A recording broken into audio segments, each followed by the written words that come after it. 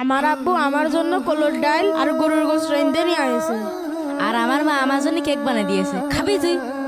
না দেবো না। না ভাই, তোমরাই খাও, আমার খিদে লাগেনি।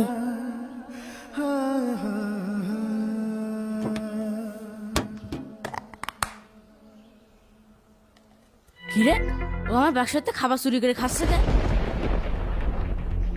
ওই তুই আমার খাবার খাচ্ছিস কে? ভাই, আমার খুব খিদে লাগিল, তাই একটু খাইছি। এতিম হয়েছিস বলে সবাতে চুরি করে খাবি?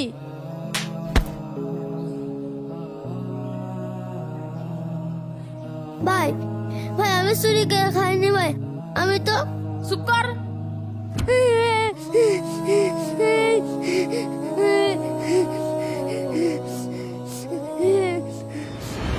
এই সোনামণি। আমাকে ডাকছেন? হ্যাঁ বাবু, তোমাকেই ডাকছি। তুমি তো খুব ভালো ছেলে, আমার একটা কাজ করে দিবে? জি বলুন।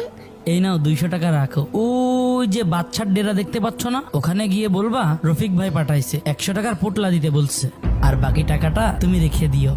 আচ্ছা ঠিক আছে, আমি এখনই নিয়ে আসছি। ওরে এমন এক চুরির অপবাদ দেব যাতে ও গ্রাম ছাড়া হয়ে যায়। কিন্তু ইকবাল ভাই, কাজটা কিভাবে করব? গ্রামের লোকজন তো ছেলেটাকে অনেক ভালো জানে। আরে আমি যদি ওর দায়িত্ব নিয়ে লালন পালন করে লেখাপড়া শিখিয়ে বড় করি, তাহলে তো আমার এই ভাইয়ের রেখে যাওয়া বিশাল ছয় সম্পত্তি আমি কিছুই পাবো না। তাহলে ভাই কি করা যায়?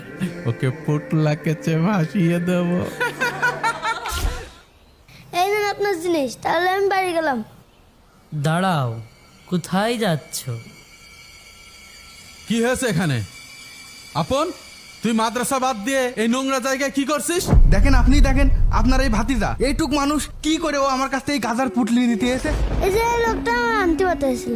আমি ছেলেটাকে পাঠালাম 1 প্যাকেট বিস্কুট কিনতে, আর ও এইসব কি কিনে নিয়ে এসেছে। দেখেন ও কি কিনে নিয়ে আসছে, দেখেন।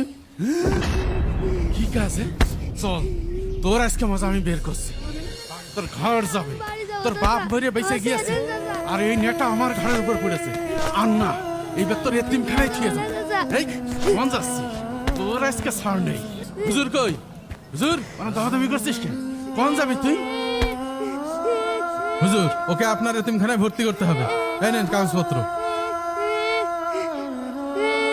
আপনি ওর আপন চাচা হয়ে এতটুকু একটা মাসুম বাচ্চাকে এতিমখানায় কেন দিতে চাইছেন? ও যে কি সাংঘাতিক কাজ করেছে সেটা আমি জানি আর আল্লাহ জানে। চাচা, আপনার পায়ে ধরি চাচা, আপনি আমার এখানে রেখে যেন না চাচা। চাচা, আমি কোনো বায়না করবো না চাচা। চাচা, আপনি আমার বাড়ি নিয়ে চলেন চাচা। নাটক করিস না, তোর এই কুমিরের কান্না দেখে আমার মন গলবে না। শয়তান, ভাগ এখানে।